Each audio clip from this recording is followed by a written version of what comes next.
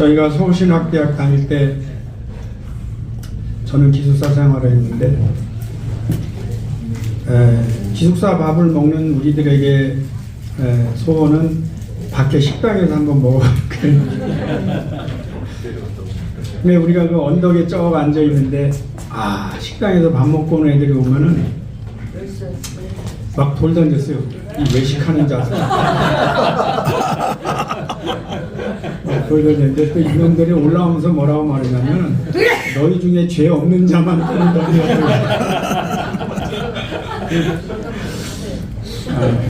빨리 외식을 끝내고 와야지. 여러분 그 웨슬리의 일기에 보면은요 징그러운 게 아니 일기에 뭐 면도한 걸 뭐하러 써요? 면도했다, 옷 입었다. 그러니까 이분은 일기 하루의 일기를 하루를 분 단위로 쪼개서 써요. 분 단위. 그러니까 지금 우리가 10분 안에 이게 수많은 일을 한 걸 일기했어. 아주 징그러워요. 근데 어떻게 이렇게 살 수 있을까? 그래서 그 타이어만이 뭐라고 말했냐면 웨슬리는 자기가 일을 안 하면 마치 하나님이 일을 못할 것 같이 살았대요. 내가 일을 안 하면 하나님이 어떻게 일을 하냐 이런 사고로 살았다는 거야. 그러니까 참. 여러분 그 웨슬리가 이제 여기 와서 2년 동안 목회하잖아요. 예?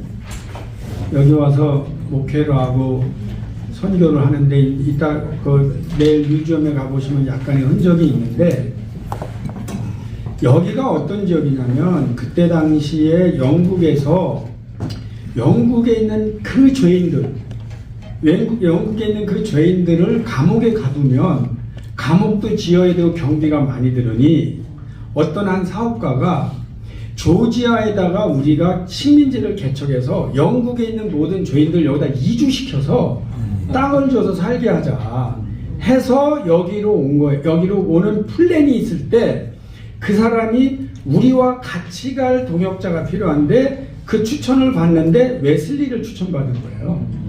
그래서 여기 와서 제일 처음에 집을 막 자기들이 공사해서 짓고 근데 웨슬리 오자마자 예배를 드릴 수 없어서 법정에서 예배를 드립니다. 그게 조지아에서 생활의 시작이에요. 근데 와보니까 10대 후반인 소피아 홉킨스라고 하는 여자가 있는데 이 여자가 이제 웨슬리는 와서 국교의 성직자죠. 32세나 3세 그때 왔는데 이 사람이 열 몇 살 때 18인가 하여튼 그런데 이분이 이제 프렌치를 가르쳐 달라고 그래요. 프렌치. 설교 원고도 좀 보여달라고. 그 이제 프렌치를 가르쳐 주는데 문제는 책에 한 권밖에 없었어요. 근데 웨슬리 이 저널에 가끔 이런 단어가 나요. 우리가 프렌치를 공부하면서 가까이 앉았는데 내가 오늘은 그의 허리에 손을 이렇게 했다. 다시는 그러지 말아야지.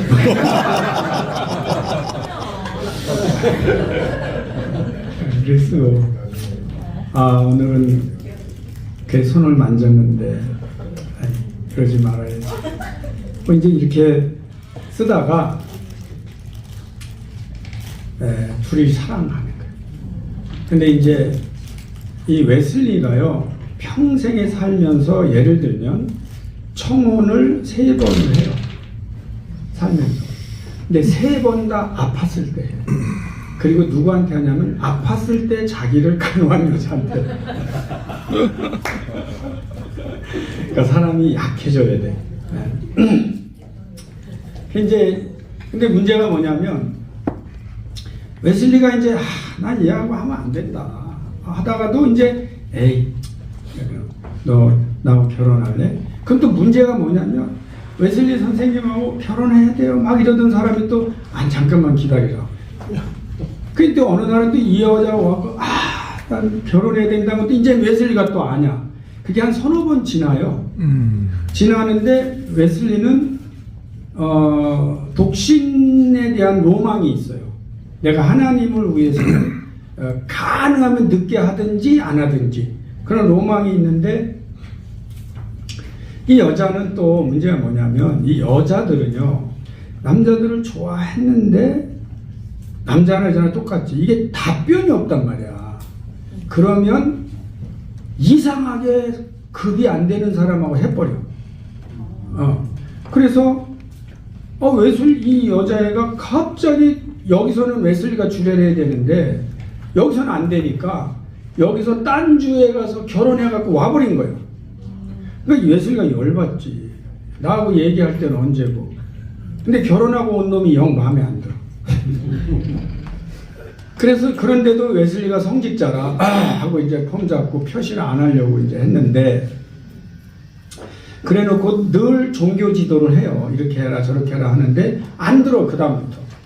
그래갖고 어떤 사건이 일어나냐면, 당시에 성찬식을 하는데 성찬식을 받으러 올 때 웨슬리가 안 줘버려. 대사건이 벌어진 거죠. 근데 그 소피의 삼촌이 이 지역의 행정장관이었어요. 행정관. 높은 사람이에요. 그랬더니 이놈이 우리 가문을 무시했다 갖고 10개 이상의 죄목을 씌워버려요. 그래갖고 그 배심원단이 구성이 돼서 웨슬리에게 벌금도 때리고, 그리고 동시에 웨슬리가 이 섬을 허락 없이 떠나지 못하고 웨슬리를 돕는 사람도 처벌하겠다는 공고문이 붙어요. 그래서 웨슬리가 여기 와서 이 외로운 데 와서 하다가 10대 여성하고 관계 이렇게 했는데, 하도 이 사람을 만나지 말아야 되겠다고 하는 인간적인 이 섹슈얼 디자이어가 있는 거거든. 만나면 안 돼. 그러니까 할 수 없어서 이 사람이 또 주사위를 던져요. 이 사람 제비뽑기를 잘해. 만난다, 만나지 않는다, 누가 있을 때만 만난다 던졌더니 누가 있을 때만 만난다고 온 거야. 그런데 이게 또 뭐가 문제냐면, 이제 집에 가는데 얘가 혼자 있네. 혼자 있는데 또 하나님의 뜻은 누가 있을 때만 만난다고 뽑아놓고도 또 갔어. 이렇게 만나요. 만나는데 마침 소피아 하고 불러줘. 누가. 그래서 이제 가놓고 집에 가서 뭐라고 쓰냐면, 나는 불에서 꺼낸 나무 토막 같다는 표현이 뭐냐면, 죽다 살아난 그 어렸을 때 화재 났던 사건이 있거든요. 그 몇 번의 그 죽다가 살아난 사건 있을 때마다 그 표현을 써요. 이 사람은. 근데 소피아하고의 그 관계 때도 그 표현을 써요. Anyway, 연애 얘기만 하면 이게 다 다른 거 다 안 해야 돼. 이게 어떻게 될지 모르겠어요. 끝까지 가야 돼. 그 연애 얘기를 막 고해성사 하니까 원래 신부님은 들어야 되잖아. 근데 중간에 그래서 하고 물었대서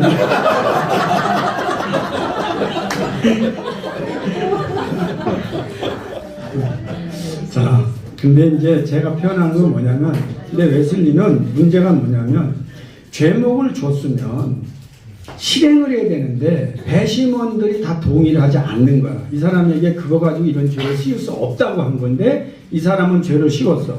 그리고 계류돼 있는 거예요. 그러니까 웨슬리가 이제는 발표를 한 거야. 나 오늘 예배 인도하고 이 섬 떠난다. 그래놓고 발표하고 인도하고 떠나서 영국에 돌아가요. 그게 1738년 2월 1일 날 영국에 도착하는데, 그때 영국에 웨슬리가 돌아오는 걸 아는 사람은 없었어요. 그때 웨슬리가 돌아오면서 그 인간의 회황, 응? 난 여기를 왜 왔나, 뭐 거기에 얽힌 얘기도 많아요. 그래서 이제 와서 피터 벨러를 만나는 거예요. 만나서 상담해 보면서 너가 지금 이런 문제가 있다 저런 문제가 있다면서 깨닫고 거기서 통곡을 합니다. 웨슬리가. 그 다음에 무슨 일이 일어나냐? 얼더스케이트 챔이 나오는 거예요. 그러면 얼더스케이트 챔은 뭐냐는 거야. 얼더스케이트 챔이 종교적인 회심일 수도 있지만 제가 볼 때는 인간이 무너져 내린 상태에서 다시 하나님을, 그렇죠.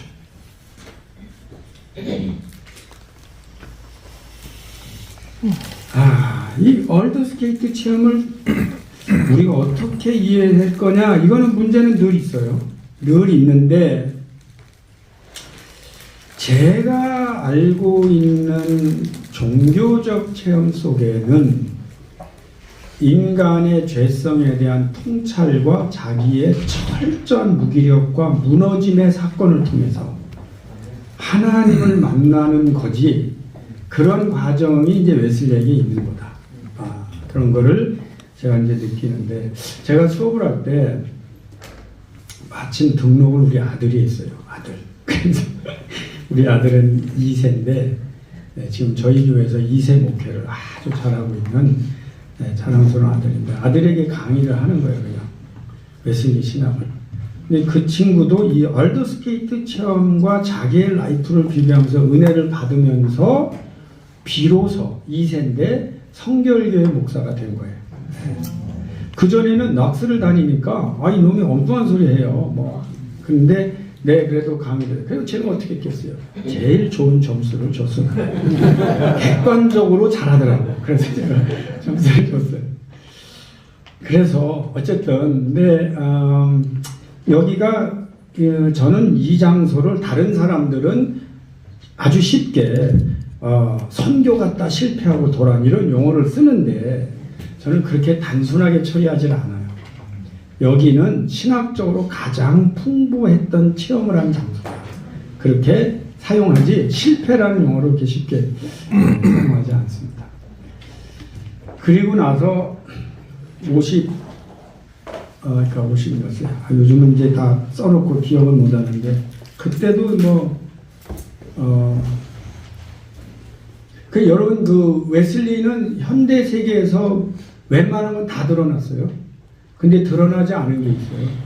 웨슬리가 어디에서 결혼했는가? 언제 했는가? 누가 주례했는지는 안 나타나요. 근데 문제는 찰스는 아주 냉철한 사람이야. 근데 이 웨슬리는 항상 제가 표현했잖아요. 뭔가 이렇게 극단적인 사람이에요. 그리고 로맨틱해. 이모셔널한 부분이 많아. 그래갖고 그때도 또 자기 간호한 여성한테 빠져갖고 또 그 두 번째는 그 여성한테 또 간호할 때 빠진 거야. 그 여자하고 결혼하기로 했어요. 했다니까. 근데 나중에 보니까 자기 설교자 중에, 자기가 임명한 설교자 중에 한 명이 찾아오더니, 선생님 왜 제 여성을 건드립니까? 이렇게 나오는 거야 또. 나 몰랐다. 그랬더니 그동안에 이 여자하고 자기가 주고받은 편지를 보여주는 거예요. 여자들이 나빠요. 그래서 웨슬리가 쪽지 하나 써놓고 떠난 게 두 번째. 근데 그때도 간호받다가, 근데 자기 설교자. 그 뒤로 이 설교자가 가장 웨슬리를 비판하고 떠나는 설교자예요. 그래서 웨슬리가 그 지역은 못 가. 그 사람이 하도 비판을 해놔. 그 다음에 이번에 이제 세 번째인데, 이때도 찰스가 반대해요. 왜냐하면 그 여인에게는 어둠이 있다. 그렇게 표현을 해. 근데 웨슬리가 이게 이제 눈이 멀어갖고, 그 예리한 지성도 사랑 앞에 완전히 무너져갖고, 덜커덕 했는데 문제는 뭐냐? 그 옆에 찰스가 있는데 말 안 하고 해버린 거야. 그러니까 찰스가 이게 똑 들었어. 결혼했다고. 근데 그 메소디스트 동료들은 다 반대했어요. 왜? 웨슬리가 저 사람하고 하는 거면은 이건 이 감리교의 이 위상을 너무 떨어뜨리는 거야. 말이 많았는데 웨슬리는 해버렸어. 그랬는데 언제 했는지 그 제 책에는 추론을 해요. 몇 월 며칠 날 어디에서 했을 거라고. 이제 그 종합해봤어. 저 또한 연애 스토리가 얼마나 재밌는지 나만큼 세세하게 다른 책이 세상에 없어요. 이러고도 안 사면 문제가 있는 거야. 근데 어쨌든 사랑 얘기를 쫙 종합해 보면서 이제 결혼을 했는데, 제가 추측하기에는 그때 다리를 다쳤거든. 다리를 다쳐서 못 걸을 때인데 결혼식을 했다면 아마 신부는 서 있고 신랑은 무릎 꿇고 있었거나 정상적으로는 못했을 거다. 그리고 조금 있다가 다시 저기 야외 선교에 말 타고 떠나요. 그러면 여러분 이게 신랑이라는 사람이 다쳐서 결혼해놓고 조금 있다가 말 타고 가버리고 집에만 오면 조금 있다가 말 타고 다시 뭐 또 선교한다고 가버리면은 좋은 여자도 악처가 되지. 그래서 역사적으로 3대 악처 그러면은 뭐 웨슬리의 아내, 뭐 소크라테스의 아내 이렇게 표현하는 것 중에 하나가. 예.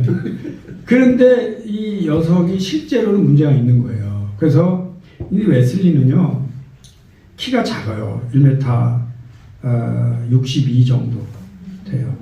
여러분 역사를 보면 키가 안 큰 분들이 위대한 분들이 많아요. 네, 그 키만 크고 어디 좋은 사람들 있는 사람 많잖아요. 참고로 저는 1m 69인데 제가 결혼할 때 제 아내가 그러는데 1m 70이라고 썼다는 거예요.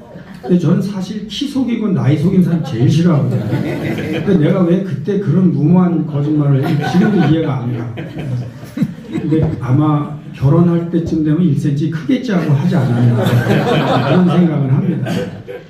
그런데 어쨌든 근데 이 웨슬리가요 그리 멋있고 시를 기가 막힌 시를 그때마다 인용해. 설교에도 들어가고. 그게 아는 게 너무 많으니까. 그리고 고시, 현대시, 그리고 원래 웨슬리가 시인이 되려고 했어요. 그런데 이제 여성들에게 이렇게 편지 쓸 때마다 여성들이 너무나 막 그러니까 이제 결혼했는데 이 부인이 이제 당신 지금 저 여성들하고 여성 사역자들하고 편지하는 거 나 이제 공개하라 막 그랬더니 웨슬리가 그러면 나한테 오는 모든 편지 당신 뜯어봐도 돼. 이게 이제 문제가 된 거예요.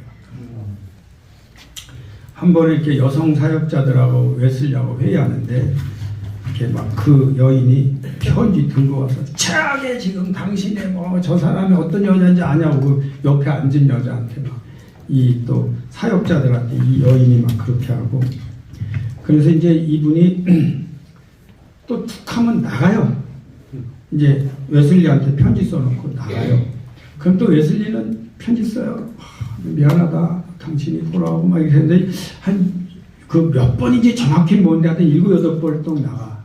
근데 마지막에 나갔을 때 웨슬리가 뭐라고 쓰냐면 당신이 돌아온다고 해도 나는 당신하고 결코 살지 않겠다. 그러니까 그 편지만 보면 웨슬리가 쓴 편지 아닐 정도로 혹독하게 써요. 그래서 문제는 그 사람이 이제 나가서 있다가 온다고 하는데 거절해요. 거절. 또 여러분 이 좋은 사람 화나면 무섭잖아. 그래서 거절을 하고 나서 나중에 순회전도 여행 중에 부인이 죽었다는 소식을 들어요. 그러면은 여러분 왜 이렇게 집중하는 거죠? 근데 막 반응이 나오네. 그런데 문제는 그 우리 정도는 그래도 죽었다 그러면 가잖아.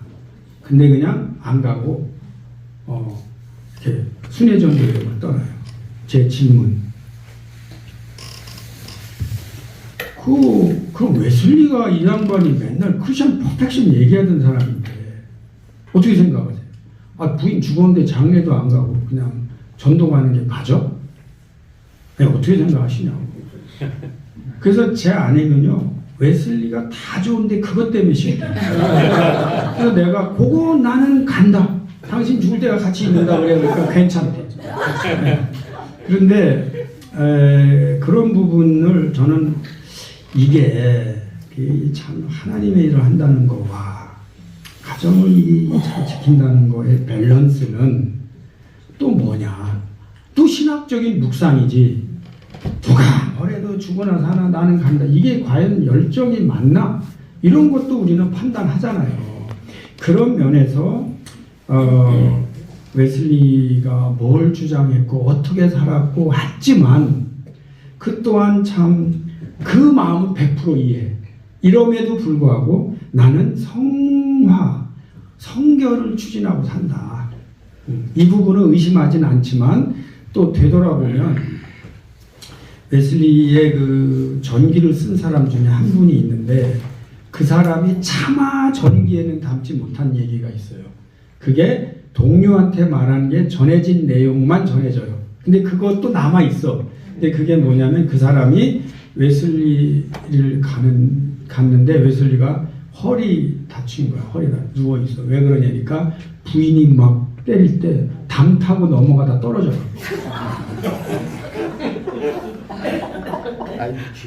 네, 그리고 한 번은 집에 갔는데 부인이 입에 거품을 물고 웨슬리 머리를 끌고 막 끌고 다니는 걸 본 거야. 네. 아이 불쌍해 또 그렇게 생각해. 어쨌든 지금까지 강의 중에 여러분의 집중도가 가장 높았다.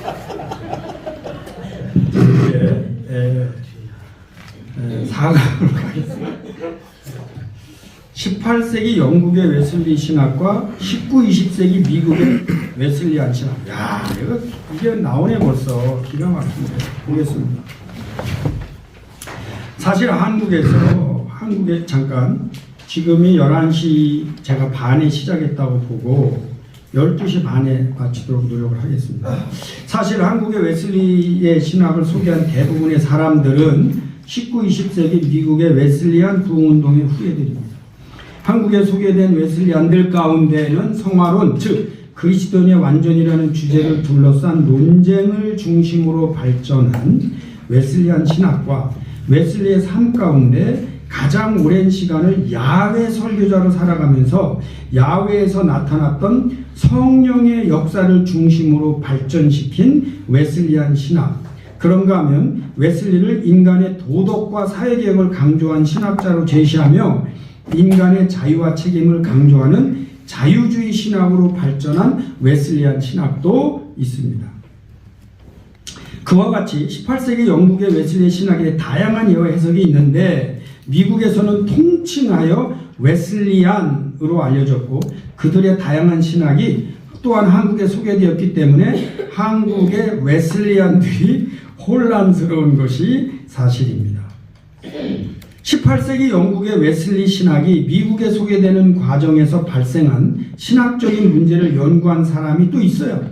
이게 차일스 박사인데 그의 저서가 1790에서 1935년 동안 미국의 메소디즘 안에서 일어난 신학적 변천에서 웨슬리 이후 미국에 전해진 웨슬리 신학이 150년이라는 세월 속에 어떻게 변하면서 발전했는지 보여주었다.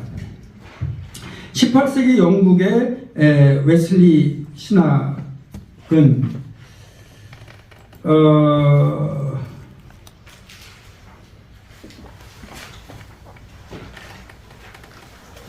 이 중에서 왓슨이 한 말이 이제 이게 정통으로 이게 이제 자 결과적으로 이 사람의 나는 웨슬리의 후손들이 발전시킨 신학보다는 웨슬리의 정통교를 선호한다고 말하잖아요. 이게 이제 학자들은 결국은 원전으로 가게 돼 있기 때문에 이건 충분히 이해가 되는 얘기예요. 결과적으로 그는 후기 웨슬리안들로 하여금 18세기 웨슬리의 신학과 19세기의 웨슬리안 신학을 구분해서 볼 필요가 있음을 깨우쳐 주었다. 웨슬리안 신학이 미국에서 발전하는 과정에서 특히 논란이 된 주제는 그리스도인의 완전의 문제였는데 그 문제에 집중하여 박사학위 논문을 또 쓴 사람이 존 피터스입니다.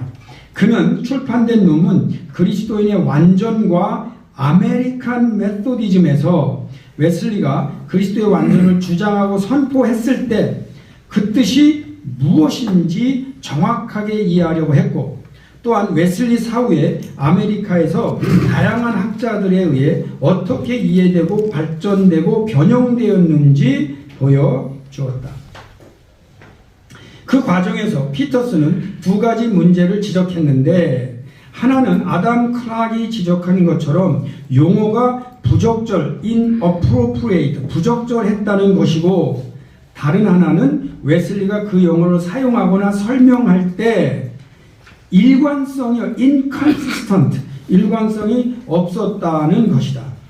그 두 가지 이유를 조금 더 생각해 보자. 첫째, 웨슬리가 선택한 완전이라는 용어가 부적절하다는 비판은 웨슬리가 말하는 완전에 대한 정의가 분명하지 않다는 것이다. 웨슬리가 완전이란 어떤 실수나 잘못이 없는 완벽을 의미하는 것은 아니다라고 말했어요. 그럼 이거 어떻게 이해를 해야 돼요? 어떤 실수나 잘못이 없는 완벽을 의미하는 것은 아니다라고 말했을 때, 그렇다면 웨슬리가 말하는 완전이라는 용어는 적절하지 않다는 비판을 받은 겁니다. 둘째, 웨슬리가 완전이라는 용어를 적용할 때도 일관성이 없다는 비판이 끊임없이 제기되었다. 웨슬리가 처음에는 죄로부터의 해방 혹은 죄의 지배로부터의 해방을 이루는 완전에 대해 설교하면서 결론은 완전한 사랑으로 맺는 것이 문제가 있다는 것이다. 결과적으로 웨슬리는 자신이 의미하는 완전히 무엇을 의미하는지 알 수 없게 만든다는 비판을 받았다는 것입니다. 웨슬리가 그리스도의 완전을 주장한 때부터 마지막 숨을 거둘 때까지 유지한 자세는 1741년에 행한 설교 그리스도인의 완전에서 말했던 것처럼 내가 이미 그리스도의 완전을 이룬 것처럼 하지 않는다는 것이었습니다.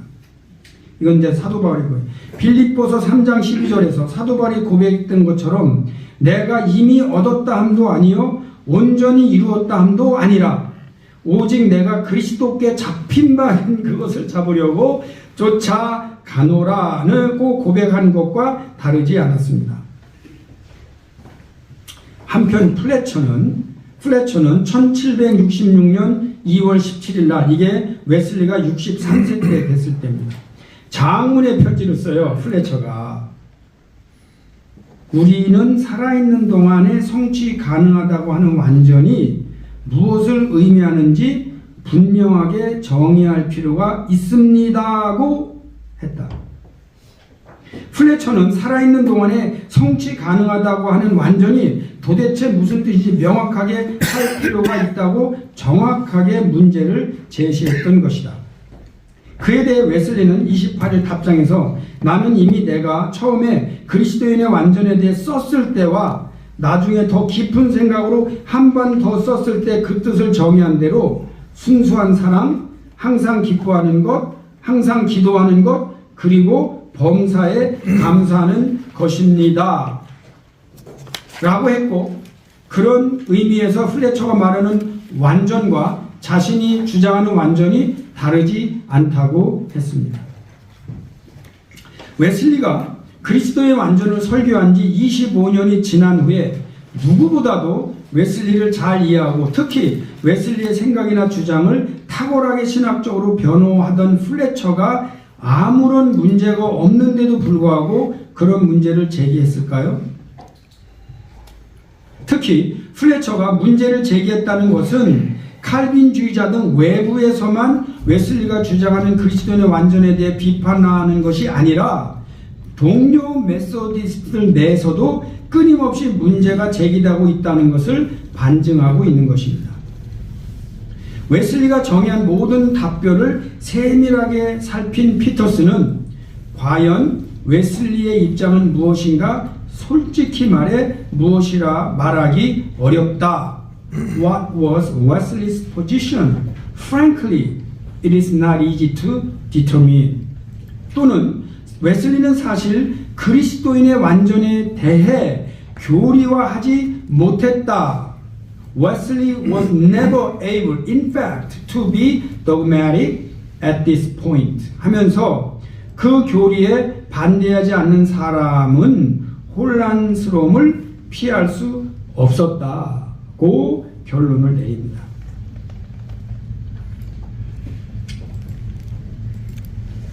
이게 웨슬리가 이제 죽고 나서 그 그리스도인의 완전에 대한 모든 자료를 검토해 본 사람이 야, 이거 어떻게 해야 되지? 라고 했다는 얘기를 제가 지금 드리는 겁니다. 자, 그런데 19세기 미국의 웨슬리안 신학, 웨슬리 신학은 웨슬리가 살아있는 동안 미국에 이미 소개되었어요.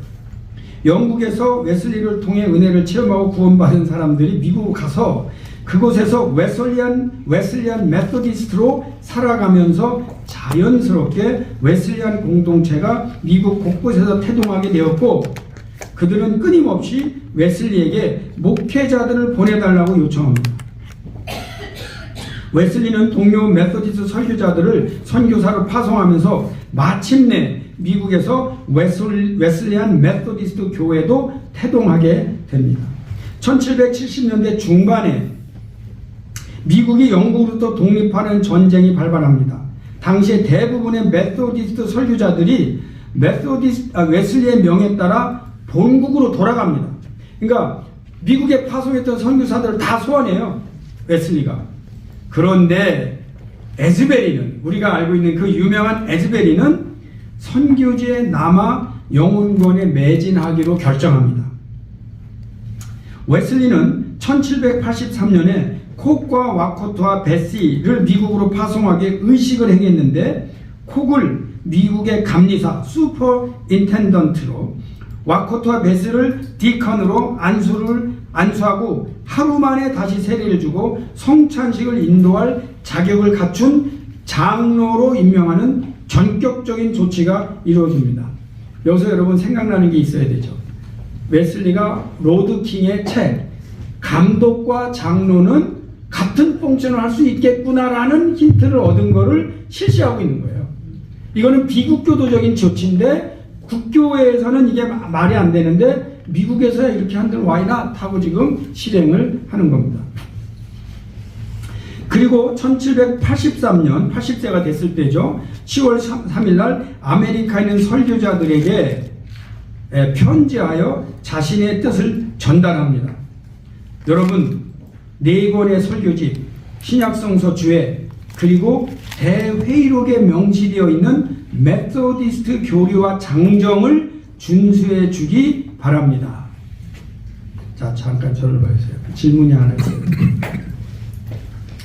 여러분, 웨슬리가 왜 이제 메소디스트들 이렇게 야외에 나가서 설교하면서 교회에 안 나오거나 교회에 적응 못하는 사람들이 은혜를 받았어요. 그 사람들이 모여서 있게 만든 걸 우리가 지금 뭐라고 불러요? 어? 아니, 그러니까 그들 통칭은 뭘 쓰지만 지역마다 뭘 하나 세워주잖아. 소사이어티. 네, 소사이어티를 다 어느 지역마다 소사이어티를 세워주잖아요. 근데 이제 소사이어티를 세워주고 그 사람들이 알아서 뭐 하는데, 제가 처음에 잠깐 소개했지만 이 사람들이 예를 들면 국교회가 되고 예배드리고 뭐 안수하고 이런 과정까지 가기에는 웨슬리는 감당할 수 없단 말이에요. 그래서 뭔가 맡기긴 해야 돼. 근데 안수는 줄 수 없어. 근데 미국에 뭐 파송하니까 이렇게 슈퍼인텐던트나 이런 이름으로 줬어. 근데 문제는 그 사람들 그러니까 다 줄 때 웨슬리의 생각은 뭐였겠느냐는 거예요. 잘 보세요.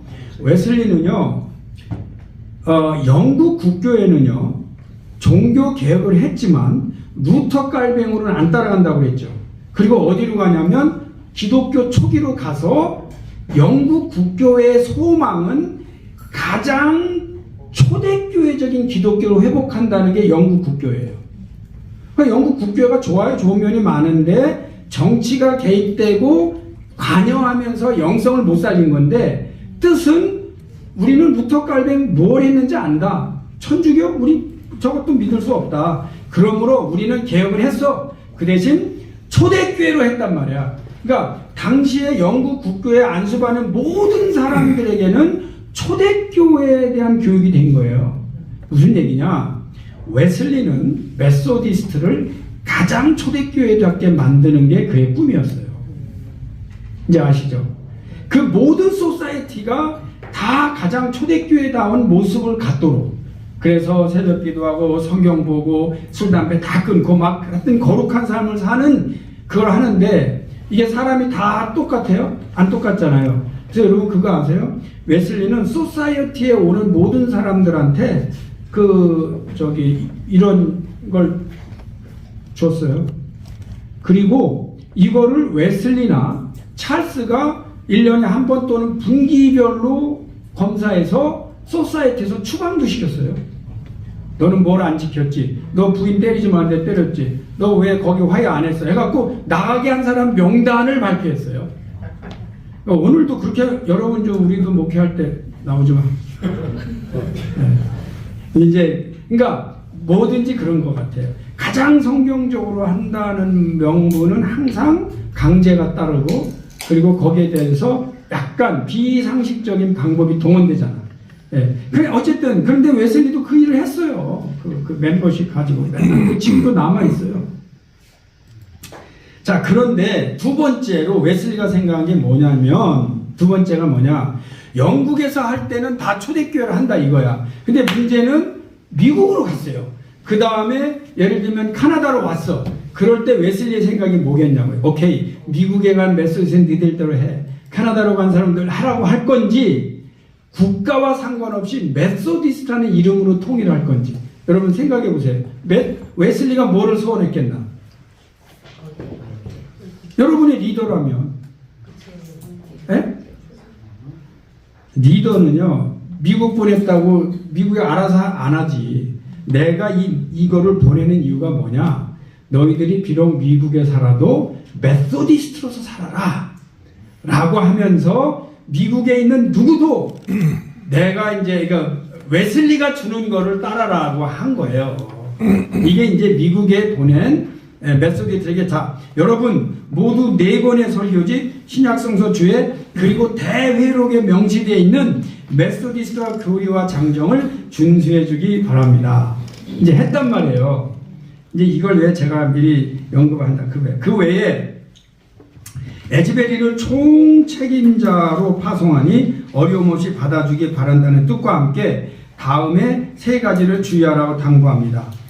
영국이 아닌 유럽의 다른 지역에서 온 설교자들, 아메리카 내에서 타락한 내용을 말하는 자들, 그리고 새로운 교리들, 특히 칼빈주의를 전하는 자들을 이제 주의해라.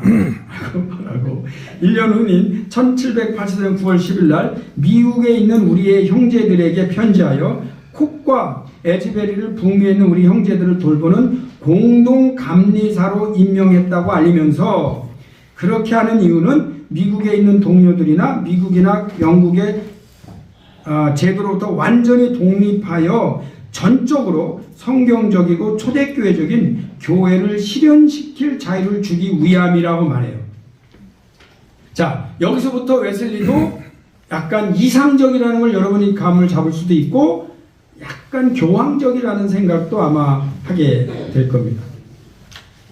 콕과 와코토와 베시는 웨슬리의 편지를 들고 9월 18일 영국을 떠나 약 한 달 반 만인 11월 3일에 아메리카에 도착한다. 그러니까 옛날에는요 보통 아메리카에 도착하려면 한 달 내지 3달 걸렸어요.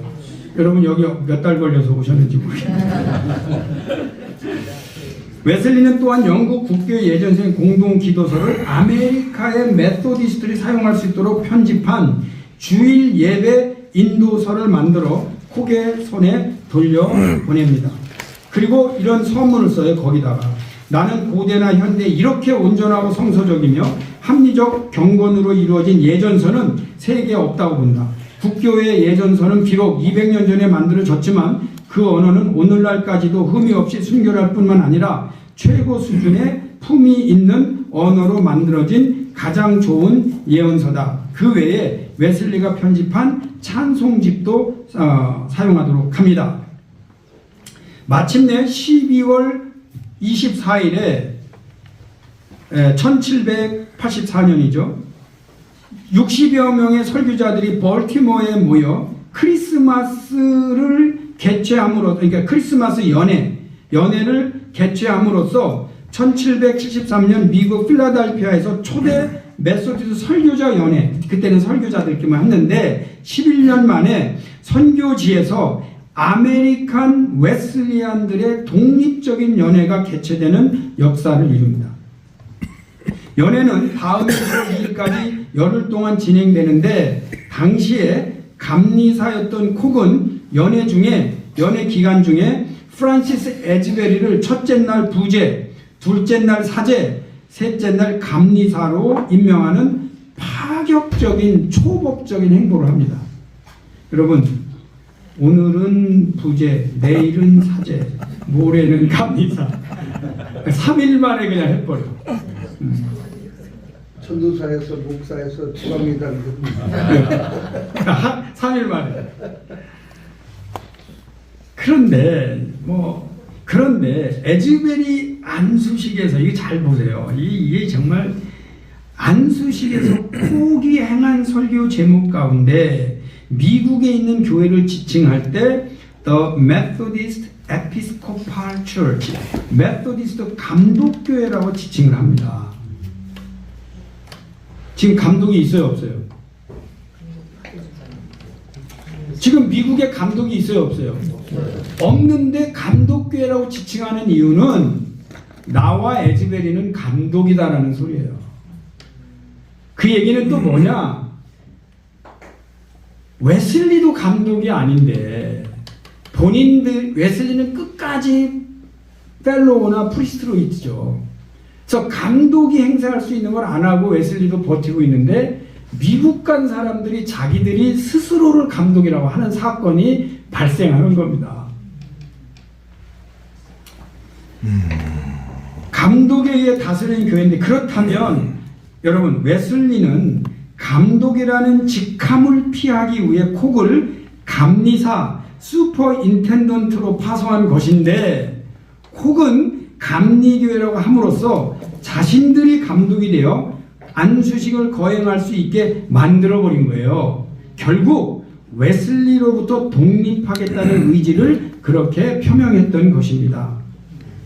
연회에서는 웨슬리가 영국 국교의 39개 조항을 축약하여 편집한 24개 조항을 미국 메소디스트 감리교회의 교리 선언문으로 채택을 하는데 웨슬리는 자신의 신학적 관점에 따라 영국 국교회가 캘빈주의적인 거, 예정론지 이런 게 좀 들어가 있다고 그랬잖아요. 그걸 다 빼버리고 24개 조항으로 축약을 해요. 했지만 이 미국의 메소디스트들은 23번 항에 이걸 자기들이 넣어서 25개 조항으로 만들어요. 그게 뭐냐? 미국은 독립국가로서 자신들이 선출한 대표들에 의해 통치를 받고 다른 외국의 지배를 받지 않는다는 개념을 첨가합니다. 그러면 이건 뭐냐? 미국도 영국으로부터 독립, 미국에 있는 메소디스트들도 영국에 있는 웨슬리로부터의 독립 선언을 이렇게 집어넣은 겁니다. 크리스마스 연회를 통해 자신들만의 교리 장경을 만들었는데 하나님께서 메소디스트를 아메리카에 이르신 이 땅에서 일으킨 섭리는 아메리카를 개혁하고 성경적 선교를 온 땅에 전파하기 위해라고 분명히 명시했고 그리고 웨슬리가 살아있는 동안에는 교회 영치에 관한 내용은 그의 결정을 따른다는 문구를 연회록에 기록했어요. 근데 발견하는 게 뭐예요? 살아있는 동안만. 그런데 웨슬리가 만들어준 교리 선화 의식서를 전적으로 따르는 일은 생각처럼 간단한 문제가 아니었습니다. 즉 정치와 문화가 다른 아메리카의 메소디스트들이 영국 국교의 예전서를 그대로 사용하면 아메리카에 살고 있는 영국 국교도가 되는 것과 다를 바가 없게 되고 그렇게 되면 정치적으로 영국으로부터 독립하려는 의지를 가진 아메리칸 메소디스트들에게는 분명 걸림돌이 될 수 있는 사안이었습니다. 이 시점에서 우리는 영국의 웨슬리와 미국의 웨슬리안들 가운데 갈등이 어느 정도였는지 그리고 어떻게 해서 그들은 각자의 길을 갈 수밖에 없었는지 알기 위해 몇 가지 역사적인 사실에 주목할 필요가 있습니다. 1784년 미국에서 있었던 첫 연회 때 웨슬리가 살아있는 동안 모두 동의했고 그 내용을 회록에 남긴 것을 기억합니다. 그런데 웨슬리는 1786년 중에 아메리카에 있는 메소디스트들과 상의하지 않고 1787년 5월 1일에 발티모어에서 연회를 개최할 것과 그때 리차드 와코트를 프란시스 에즈베리와 공동 감리사로 임명하는 것이 좋겠다는 뜻을 전했습니다. 그런데 1787년 한 해 안에 미국에서는 메소디스트들이 하루에 50명 정도씩 성장하여 6,849명이 늘어날 정도로 성장하면서 미국 내에 있는 지도자들의 역할이 많아지면서 웨슬리의 장악력이 감소할 수밖에 없었습니다. 마침내 웨슬리가 살아있는 동안에는 교회 정치에 관한 내용은 그의 결정을 따른다는 문구가 1787년 결국 웨슬리가 죽기 전에 미국 연회에서 삭제되는 사건이 발생합니다.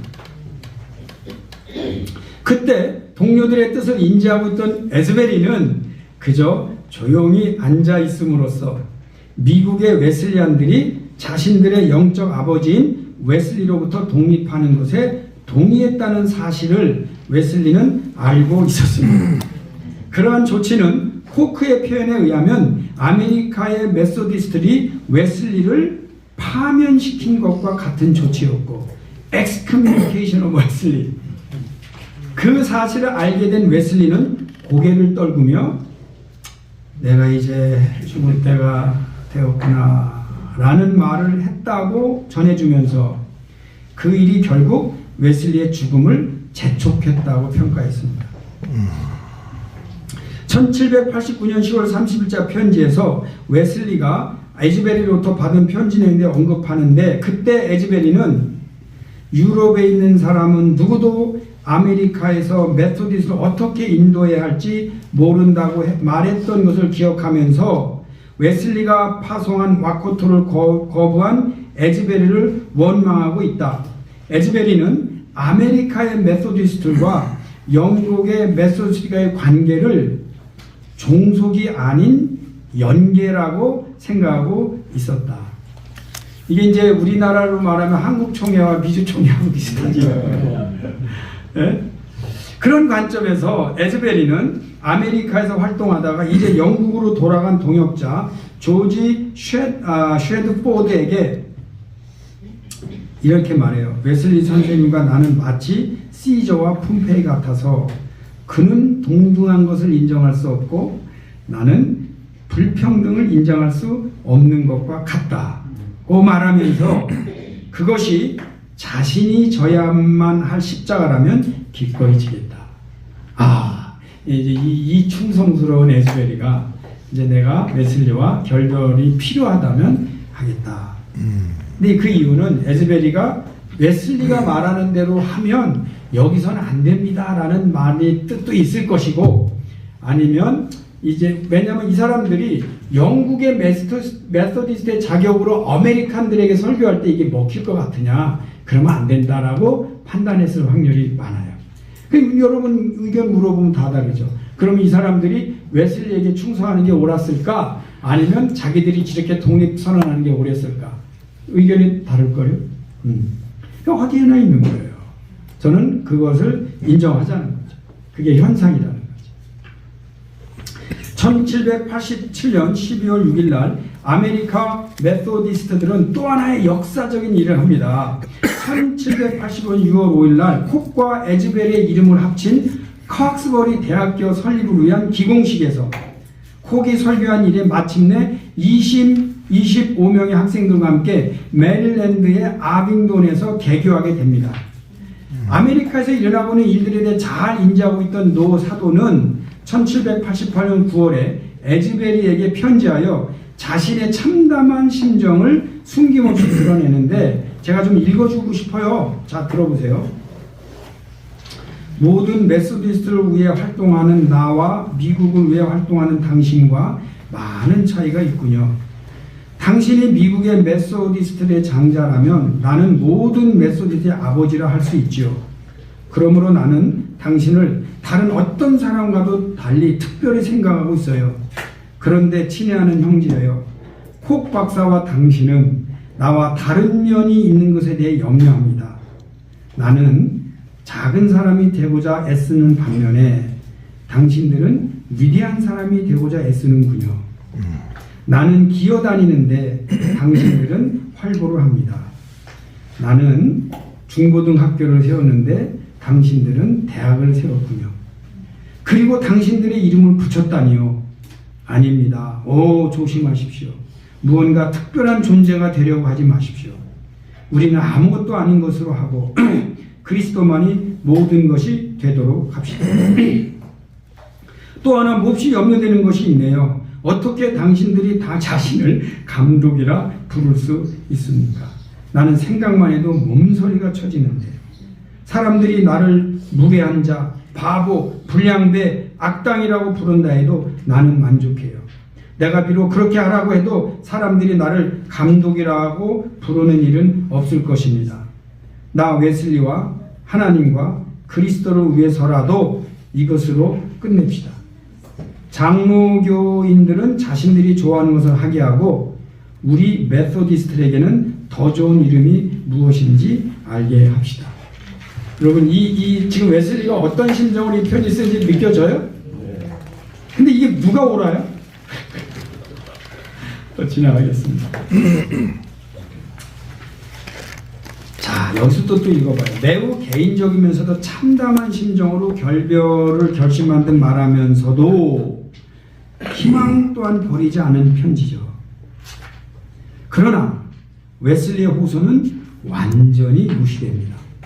1789년 5월에 콕과 에즈베리가 미국의 초대 대통령 워싱턴에게 자신들을 소개할 때 We, the bishops of Methodist Episcopal Church, 감리교의 감독들인 우리는이라고 말하는 것을 보면 그들은 이미 자신들의 갈 길을 정한 상태였음을 알 수 있습니다. 에즈베리가 1805년에 자신의 저널에 1805년은 미국이나 세계에서 가장 큰 부흥이 일어난 해라고 볼 수 있습니다. 거룩한 복음을 증거하는 설교자들에게 거룩할 것과 열심히 하도록 해야겠다 고 쓴 것과 메릴랜드에서 진행되고 있는 캠프 모임에 대해 580명이 회심을 했고 120명이 성화를 이루었다고 보고한 것을 보면 웨슬리가 죽기 전에 이미 아메리카에서 웨슬리안 부흥운동이 일어나고 있었다는 걸 알 수 있습니다. 그러니까 웨슬리는 메소디스트의 부흥운동이 아메리카에서 일어나고 있는 거예요. 그리고 거기에는 메소디스트들을 가지고 있는 복음이 있는 거예요. 그렇기 때문에 아메리카에 있는 메소디스트들은 모든 존경과 권위와 크레딧을 웨슬리에게 줘야 되느냐? 아니면 비록 그랬지만 어차피 준 사람은 사라지고 다른 지역에서는 또 웨슬리안 메소디스트 부흥운동이 일어나야 되는 거라고 보는 거죠. 또 이게 뭐와 같으냐면 한국 성결교의 태동과 비슷해요. 그런데 아메리칸 메소디스트들의 1812년 연회에서 강령의 부피를, 이거 굉장히 중요해요. 강령의 부피를 줄이자는 뜻에서 교리 부분을 따로 출판하자는 내용을 가결합니다. 당시 교리 부분에는 그리스도인의 완전에 대한 평연 해설과 그리스도인의 완전의 대어가 포함되어 있어요. 그런데 교리 부분이 1832년에 비로소 출판되기까지 20년간 강령은 교리 없이 출판됨으로써 그리스도인의 완전 교리를 도외시하는 결과를 가져옵니다. 연의 의도가 무엇이 있는지 알 수는 없지만 다음과 같이 두 가지를 추측할 수 있을 것입니다. 첫째, 아메리칸 메소디스트들이 웨슬리의 영향력부터 벗어나기 위해 의도적으로 그렇게 했을 것이다. 둘째, 그리스도인의 완전의 교리가 신개척지인 미국에서도 여전히 문제가 될 것임을 잘 알고 있던 지도자들이 교리적 논쟁보다는 영혼구원에 집중하기 위해 그렇게 했을 것이다. 그러면 어떤 것에 더 무게를 두십니까? 다양한 추측의 결과는 하나로 나타난다. 즉, 당시 아메리칸 메소디스트의 잡지인 메소디스트 개간지에서 1836년에서 40년 사이에 약 5년 동안 성화 또는 그리스도인의 완전에 대한 글이 단 한 편도 발견되지 않습니다. 그리고 얼마 후 1853년에서 1861년 사이 약 9년 동안에도 같은 일이 발생합니다. 한편 영국에서 휴 본이 이끌던 캠프 미팅을 통해 은혜를 체험한 사람들이 미국으로 이민한 후 1829년에 초기 메소디스트 교회, 더 프리미티브 메소디스트 처치를 조직하고 캠프 미팅을 이끌면서 미국 내에서 성령 운동이 확산되는 초석이 됩니다. 동양 선교의 뿌리가 되는 단체는 1897년, 그러니까 웨슬리가 죽은 지 한 100년쯤 지나서 오하이오주 신시내티에서 넷과 리스에 의해 설립된 만국 성견연맹과 기도동맹인데, 그 단체는 미국의 성결운동 단체들 중에서 너무 급진적이라는 이유 때문에 미국 감리교 연합으로부터 축출된 단체.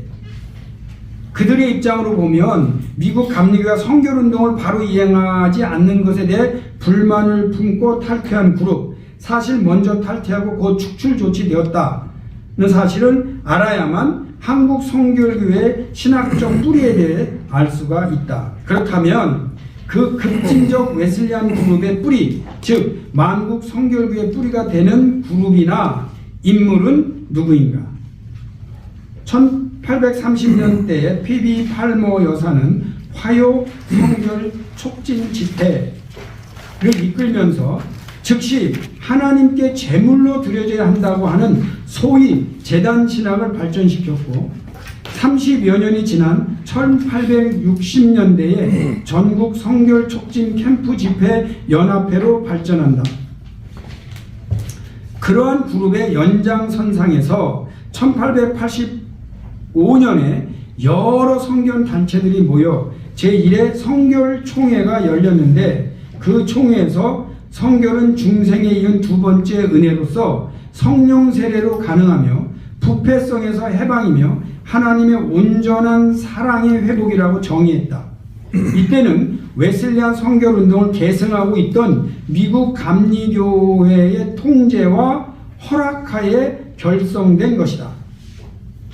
또한 그 단체를 중심으로 웨슬리안 신학교가 조직되어 웨슬리안 성결운동의 신학을 수립하려고 했는데, 1894년에 이 단체의 공식 명칭은 캠프 미팅이 떨어져 나간 National Association for the Promotion of Holiness, 전국 성결 촉진이에요. 축진이 아니고 촉진연합회가 된다.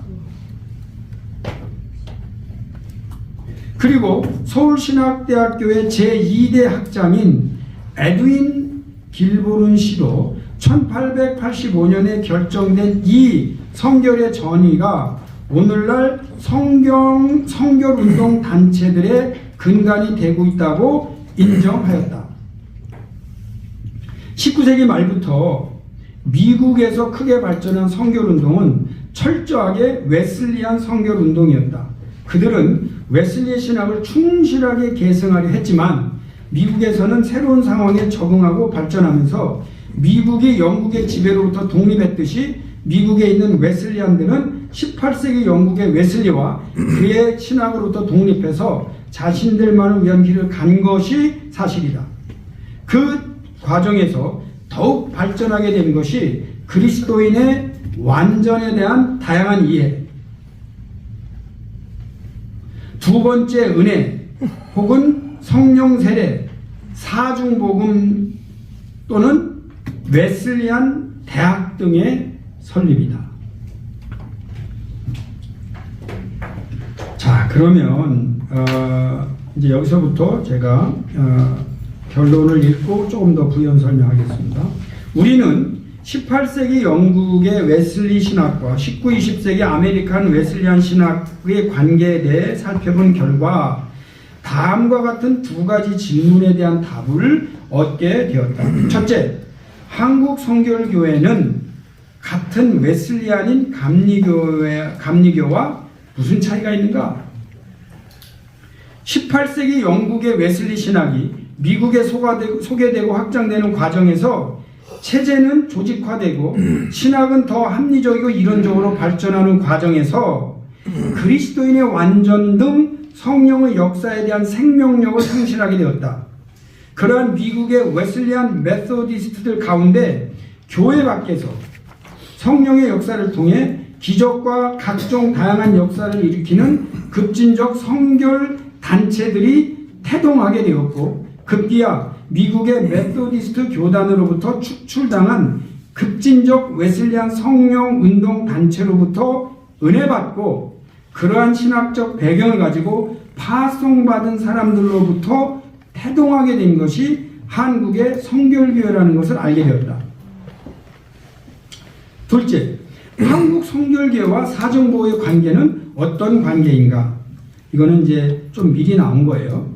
한국 성결교회는 상기한 급진적 웨슬리안 성결운동 단체들 중 특히 사중복음을 설교와 선교 현장에서 강조하던 그룹과 직접적으로 연관되어 있기 때문에 한국 성결교회와 사중복음은 역사적으로나 신학적으로 뗄 수 없는 필연적 관계이다.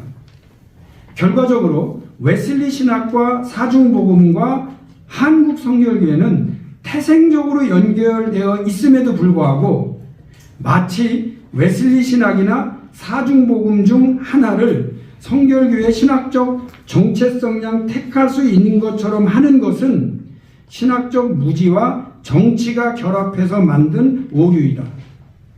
한국 성결교회의 신학이 발전하기 위해서는 종교개혁 신학과 웨슬리 신학과 19, 20세기 미국의 성결운동을 연결하여 발전시켜야 할 것이다. 웨슬리 신학과 사중복음의 관계와 아울러 한국 성결교회 목회자로서 어떻게 하면 탁월한 목회와 신학을 이룰 수 있는지에 대해서는 마지막 강의에 집중적으로 생각해 볼 것이다. 이렇게 하겠습니다.